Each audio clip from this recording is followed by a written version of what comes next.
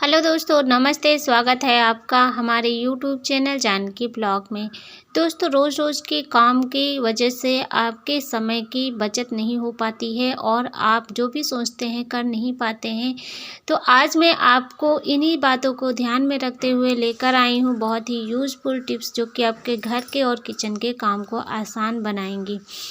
तो देखिए दोस्तों, सबसे पहला टिप्स हमारा है, जैसे कि हम बर्तन धुलते हैं तो जो छोटे मुंह वाले गिलास होते हैं उनमें हमारा हाथ नहीं अंदर तक पहुंच पाता, जिसकी वजह से अंदर चाय का दाग पड़ा रहता है और देखने में बहुत भद्दा लगता है। तो देखिए, इस तरह से आप ले लीजिए एक चिमटा। चाय के दाग हटाने के लिए अगर आपका हाथ नहीं पहुंच पा रहा है तो ये चिमटा पहुंच जाएगा।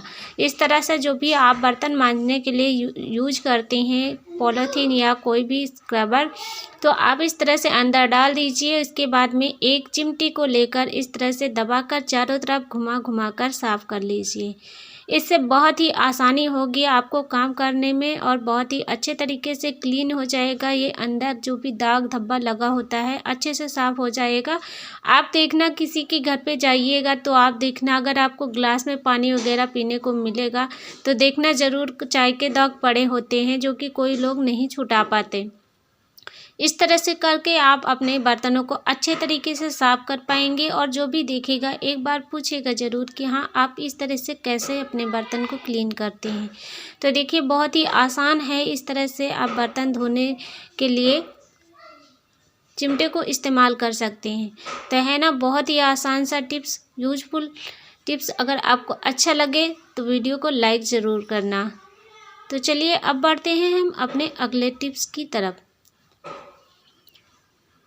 इस तरह से अगर आपके घर में भी सिंक लगी है पत्थर की, तो आपकी सिंक इतनी ज़्यादा गंदी हो गई होगी जो कि आपको साफ़ करने में बहुत ज़्यादा दिक्कत होती है। और मेरी भी सिंक बहुत ज़्यादा गंदी हो गई है, तो आज मैं इसको साफ़ करके दिखाती हूँ। आप इस पत्थर की सिंक में कितना भी आप स्क्रबर यूज कर लें या फिर सर्फ या कुछ भी लगा लें, लेकिन ये साफ़ नहीं होगी। तो देखिए, हमने यहाँ पर लिया है थोड़ा सा ब्लीचिंग पाउडर। ब्लीचिंग पाउडर को इस तरह से पूरे सिंक में फैला दीजिए अच्छे से, और हाथ से हम कर रहे हैं। अगर आप चाहें तो आप कोई भी पॉलीथीन का ग्लव्स पहन सकते हैं या फिर पॉलीथीन ही लगा लीजिए अपने हाथों पर। मैं तो यहाँ पर हाथ से ही करके दिखा रही हूँ। और ऐसे करके मैं अपना ये सिंक जब ज़्यादा गंदा हो जाता है तब मैं इसी तरह से साफ़ करती हूँ, वरना इसमें कोई भी कितना भी केमिकल डाल लो या कुछ भी डाल लो, लेकिन ये सिंक अच्छे तरीके से साफ़ नहीं होती है। तो ये बहुत ही बढ़िया सा जुगाड़ है। अगर आपके घर में लगी है पत्थर की सिंक तो आप इस तरीके से ब्लीचिंग पाउडर की सहायता से साफ़ कर सकती हैं। थोड़ा सा गीला कर लीजिए, अगर सूखा सूखा है तो पूरे में नहीं लगेगा, थोड़ा सा गीला हो जाएगा तो अच्छी तरीके से पूरे सिंक में लग जाएगा। तो हाथ में कोई भी दिक्कत नहीं हो रही मेरे, इसलिए मैं हाथ से ही लगा ले रही हूँ।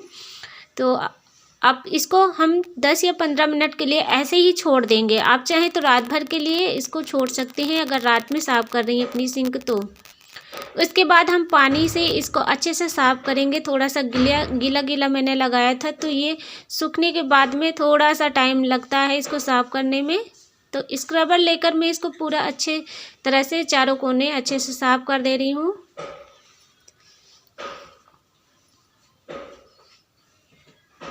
अभी आप देख सकते हैं मेरी सिंक पहले कितनी गंदी थी और अब कितनी साफ़ हो गई है। जो बीच में ये जहाँ पर पानी निकलने के लिए बना हुआ है ये जाली, यहाँ पर मैं ब्रश से अच्छे से क्लीन कर दूँगी। तो आप देख सकते हैं मेरी सिंक कितनी ज़्यादा वाइट हो गई है, पहले कितनी गंदी थी। तो है ना, बहुत ही बढ़िया सा आइडिया। इसके बाद दोस्तों, हमारा अगला टिप्स जो है कुकर को लेकर है। जब भी हम कुकर पे कोई भी खाना कुकर में बनाते हैं तो उसका रबड़ जो होता है बहुत ढीला हो जाता है, जिसकी वजह से प्रेशर अच्छे से नहीं बन पाता। तो आप जो है क्या कीजिए, ठंडा पानी लेकर थाली में डालकर रख दें, उसी में रबड़ को डाल दीजिए। या फिर गर्मी का समय है तो आप फ्रीज़र में रबड़ को डालकर रख दें थोड़े समय के लिए, बस तो तुरंत ही एकदम वो छोटा हो जाएगा। तो आप जो है जब कुकर के ढक्कन में रबड़ को फंसाएंगे तो देखना बहुत अच्छे तरीके से प्रेशर बनेगा और खाना अच्छे से बन पाएगा। तो ये जो वीडियो मैं बनाई थी, मैंने ठंडे पानी में रबड़ को ठंडा किया था, तो वो वीडियो मैं यहाँ पर नहीं ऐड हो पाया है, यानी बन ही नहीं पाया था। मैं सोची कि बन रहा है लेकिन नहीं बन पाया, तो यहाँ पर मैं आपको बताकर ही समझा रही हूँ। इसके बाद दोस्तों हमारा अगला टिप्स जो है चावल को लेकर है। चावल जब भी हम साफ़ करते हैं और खाना बनाते समय चावल को धोने के बाद में आप देखते होंगे कुछ ना कुछ कंकड़ या फिर घुन वगैरह रह जाते हैं, तो वो जो है गलती से चावल में बन जाते हैं। तो देखिए, आप जो चावल धुले हैं, धुलने के बाद में थोड़ा सा हाथ लगाकर चला कर इस तरह से देख लीजिए कि जो भी कंकड़ पत्थर हैं तो उनको निकाल लीजिए। भीगे चावल से कंकड़ निकालना बहुत आसान होता है, और कहीं पर इस तरह से नहीं रखना है, केवल दूसरे हाथ पर आप लगाते जाइए, क्योंकि दूसरा हाथ सूखा हुआ है तो वहाँ पर आप इस तरह से सारे कंकड़ को और जो भी खरपतवार है वो भी आप इस तरह से चिपका दीजिए। बाद में अपने हाथ से इस जो है कंकड़ मिट्टी को झाड़ देना। और ये जो भीगा चावल है इसमें बहुत आसान होता है, एकदम बारीक से बारीक, छोटे से छोटे कंकड़ मिट्टी सब कुछ दिखाई दे जाता है। और सूखा चावल जब भी हम साफ़ करते हैं, कितना भी अच्छे तरीके से साफ़ करें लेकिन कुछ ना कुछ उसमें रह ही जाता है। तो अभी आप देख सकते हैं ये सारा कुछ हमने अपने हाथ से कूड़ा हटा दिया है। तो इस तरह से आप एकदम बढ़िया से चावल बनाकर खाएंगे, वरना अनजाने में कितना सारा कंकड़ मिट्टी खा जाते हैं। इसके बाद दोस्तों हमारा अगला टिप्स जो है कंघे को लेकर है। इस तरह से कंघा तो हर घर में होता है। यहाँ पर पुराना सॉक्स लिया है, मोजा, इसको हम इस तरह से फंसा लिए हैं। फंसाने के बाद में एक हाथ से पकड़ लेना है, और चलिए इसको दिखाते हैं कैसे यूज करना है। तो देखिए, बहुत ही बढ़िया सफाई का काम करने वाला है। जैसे कि हमारे यहाँ पर जहाँ जहाँ आपको लगता है कि हमारा हाथ अच्छे तरीके से कोनों पर नहीं सफाई कर पा रहा है, तो आप इस तरीके से कंघे की मदद से सफाई कर सकती हैं। बहुत ही बारीक तरीके से सफाई हो जाएगी, और इतना बढ़िया सा ये काम करता है। आप जहाँ पर नहीं हाथ पहुँच पा रहे हैं आपके, वहाँ पर ये कंघा पहुँचकर अच्छे से सफाई कर पाएगा। देख सकते हैं इस तरह से कोनों में सफाई करना बहुत मुश्किल होता है, तो ये काम आसान हो जाएगा आप अगर इस तरह से सफाई करेंगे तो। शीशे के चारों तरफ धार बनी होती है जिसमें हम उंगलियों से सफाई नहीं कर सकते, तो आप इस तरह से कंघे की मदद से सफाई कर सकती हैं। दरवाजे की कुंडी के अंदर भी हम हाथ नहीं लगा सकते हैं, तो इस तरह से देखिए बहुत अच्छे तरीके से क्लीनिंग हो जाएगी।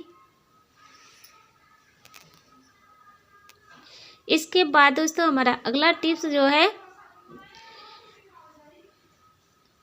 किसी भी तरीके का अगर आपके शरीर में दर्द है, पेट दर्द हो या फिर थोड़ा बहुत शरीर में दर्द हो, तो आप इस तरह से कोई भी पेन या स्केच ले लीजिए। इसके बाद धीरे धीरे अपनी बीच वाली उंगली की जहाँ पर चक्र का निशान बना होता है, इस तरह से धीरे धीरे गोल गोल घुमाते रहिए। फिर देखना आपका दर्द एकदम से कम हो जाएगा। अगर आप पेन से नहीं कर पा रहे हैं तो थोड़ा सा हाथ से भी कर सकते हैं। इस तरह से धीरे धीरे इस तरह से मसाज करने पर आपका दर्द अच्छे तरीके से सही हो जाएगा। आप यकीन नहीं कर पाएंगे कि आपने कोई दवा नहीं खाई और आपका दर्द कैसे ठीक हो गया। टिप्स अगर आपको अच्छा लगे तो वीडियो को लाइक करना, कमेंट में अपनी राय ज़रूर दीजिएगा।